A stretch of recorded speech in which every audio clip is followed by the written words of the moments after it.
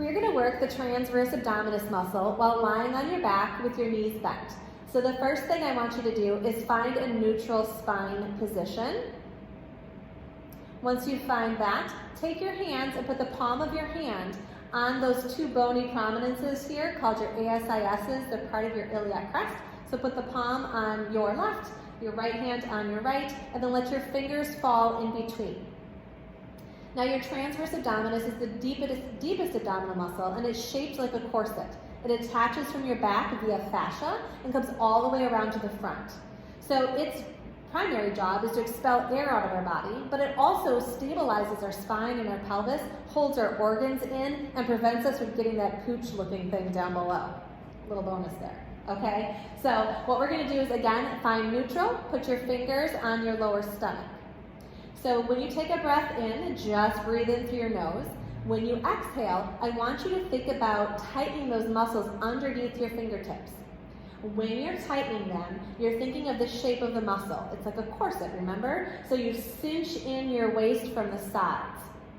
Now what I want you to feel is you should feel that muscle slowly building up underneath your fingers, not popping quickly into them. I don't want to see a blowing out of your belly. It should be a flattening in of your belly. That's the actual transverse abdominis doing its best work. Now don't be discouraged. This muscle can be very difficult for some people to get. So a little trick that I give people is, some of my clients, is to take a breath in. When you exhale as much as you possibly can until you feel like you cannot possibly get any more air out.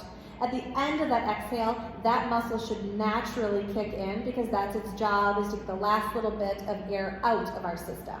That is not the best way to exercise long term, but it is a good way to really get familiar with that muscle.